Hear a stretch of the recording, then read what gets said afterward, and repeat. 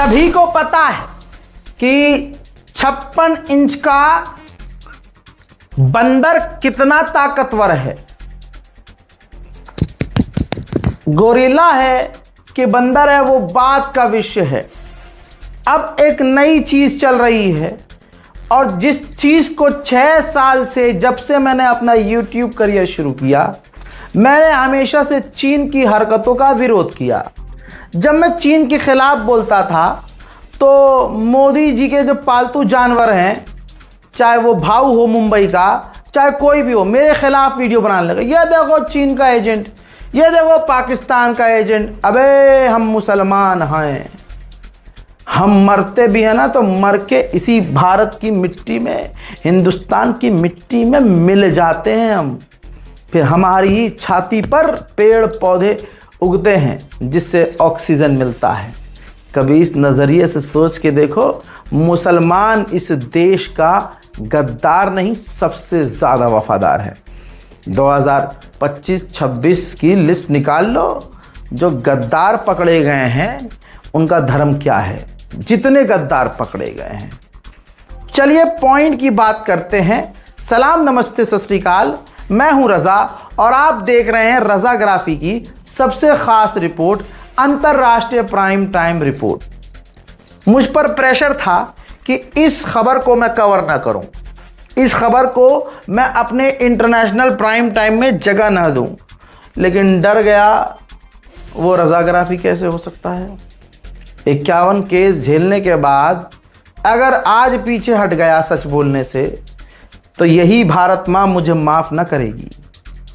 हजरात मोहतरम, ये आदमी आर.के. सिंह, जो पूर्व मोदी गवर्नमेंट के ही मिनिस्टर रह चुके हैं, मोदी गवर्नमेंट के, इन्होंने खुद बताया है कि अरुणाचल प्रदेश में हमारा जो बॉर्डर पे चेक पॉइंट था, उस पर कब्जा कर लिया है। हम वहां पर नहीं जा पा रहे हैं। हमारी फौज को चाइना ने वहां जाने से रोक दिया, पेट्रोलिंग करने से रोक दिया है। इससे ज्यादा कि मैं कुछ बोलूं, आप उन्हीं की जबानी, आप आर.के. सिंह की जबानी ये 3 दिनों से बोल रहे हैं। पहले इन्होंने इंग्लिश में स्टेटमेंट जारी किया, अब तमाम भारतीय इसको समझ लें, इस वजह से प्रेशर था उन पर कि हिंदी में समझाइए। गवर्नमेंट ऑफिशियल है दोस्तों, सुनिए। नमस्कार साथियों, मेरा नाम आर.के. सिंह है। मैंने कल एक वीडियो पोस्ट किया था फेसबुक पर, ट्विटर पर, इंस्टाग्राम पर, अपने सीमा सुरक्षा के संबंध में। तो कई जगह से ये मांग आई है कि मैं वही बात हिंदी में भी कहूं। तदनुसार मैं पुनः हिंदी में पोस्ट कर रहा हूं। साथियों, मैंने करीब 8 वर्षों तक रक्षा मंत्रालय में काम किया और 7 वर्षों तक गृह मंत्रालय में काम किया। अतः सीमा संबंधी, सीमा प्रबंधन संबंधी मामलों में मेरी जानकारी ठीक ठाक है। साथियों, मैंने एक न्यूज पढ़ा, समाचार पढ़ा टाइम्स ऑफ इंडिया में, जिससे चिंता होती है और पूरे देश को चिंता होना चाहिए। उस न्यूज आइटम में लिखा हुआ था कि हमारा एक पेट्रोलिंग पॉइंट है शेरा 5, जहां तक कि हमारे सेना के टुकड़ियां जाकर के पेट्रोलिंग करती थी। अब हमारी सेना की टुकड़ी वहां जाकर के पेट्रोलिंग बंद कर दी और चीन के सेना की टुकड़ी ने जाकर के वहां पर कब्जा जमा लिया है। हमारी संरचनाओं को तोड़ दिया है, टेलटेल साइंस को हटा दिया। ये चिंता की बात है। पेट्रोलिंग पॉइंट क्या होता है, इसकी पृष्ठभूमि क्या है और क्यों चिंता की बात है, मैं आपको बताता हूं। चीन में और हम में गंभीर सीमा विवाद है। हम लोगों के देश के बीच में सीमा तय हुआ था जिस समय की यहां पर अंग्रेजी शासन था। तो हमारी सरकार जो उस समय थी, तिब्बत और चीन की सरकार, तीनों बैठ करके जो सीमा तय की, उसका नाम है मैकमोहन लाइन। चीन की वर्तमान शासन उसको मानती नहीं है। उसके बाद फिर लड़ाई हुई 1962 में। लड़ाई के बाद जो स्थिति उभरी, उसमें वास्तविक नियंत्रण रेखा की बात आई। लड़ाई के बाद अमूमन यही होता है, जब तक कि बाउंड्री, सीमा पुनः तय नहीं हो जाए। वास्तविक नियंत्रण रेखा कहाँ है, इसके बारे में हम लोगों ने चीन के साथ बैठकर वार्ता करने का प्रयास किया, लेकिन चीन इसमें सहमत नहीं। वास्तविक नियंत्रण रेखा भी तय करने के लिए वो तैयार नहीं है, क्योंकि उसकी नजर हमारे बहुत सारे क्षेत्र पर है, जिसको कि हम कदापि मान नहीं सकते, कभी नहीं मान सकते। हमारे नजरिया के अनुसार से जो वास्तविक नियंत्रण रेखा है, वहां तक अपना अधिकार जताने के लिए ये तरीका अंतर्राष्ट्रीय तरीका है, हम पेट्रोलिंग पार्टी भेजते हैं।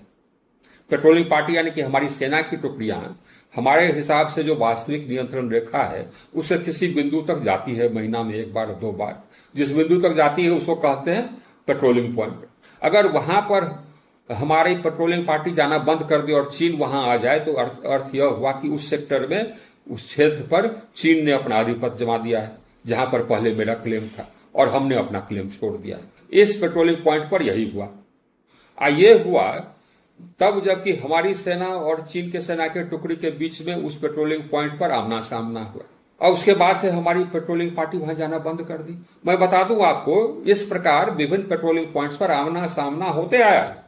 उसके लिए एक ड्रिल है, दोनों टुकड़ियां एक दूसरे को पोस्टर दिखाती है और उसके बाद वापस हो जाती है। ये कई स्थलों पर होता रहता है, लेकिन हम अपने पेट्रोलिंग को छोड़ते नहीं। जहां तक कि हमारा क्लेम है, जहां तक कि हमारे हिसाब से वास्तविक नियंत्रण रेखा है, हमारा क्लेम है, हमारा अधिकार जहां तक है, वहां उस अधिकार को बनाए रखने के लिए हम अपनी टुकड़ियां भेजते हैं।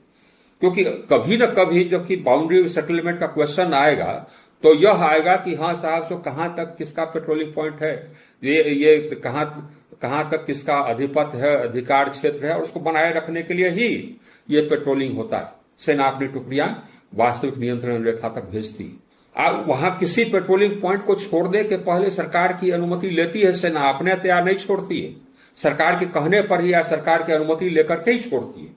तो सेरा 5 पर पेट्रोलिंग पॉइंट पर आमना सामना हुआ। ये आमना सामना कई जगहों पर पहले भी हुआ, हम लोगों ने पेट्रोलिंग नहीं छोड़ा कभी वहां तक। ये कहां से छोड़ दिया, किसके आदेश से छोड़ा? या तो रक्षा मंत्री का आदेश होगा या प्रधानमंत्री का आदेश होगा। उससे कम पर तो किसी के आदेश पर पेट्रोलिंग पॉइंट काटना नहीं है, छोड़ना नहीं है। तो ये सरकार बतावे कि किसने आदेश दिया इस पेट्रोलिंग पॉइंट को छोड़ने के लिए, अर्थात अपने उस क्षेत्र पर जो मेरा अधिकार है, देश का जो अधिकार है, उसको छोड़ने के लिए किसने आदेश दिया। रुकिए दोस्तों, यहां तक ये 4 मिनट का बयान सुनने की जरूरत नहीं थी। ये तमाम भारतीय समझ रहे हैं कि आज अंग्रेजों की गुलाम, ये जो अंग्रेजों की गुलाम सरकार है, जिनका जो तमाम हरकतों को आप देखेंगे तो अंग्रेजों वाले इनकी हरकतें हैं। 56 इंच की छाती कहाँ है, सवाल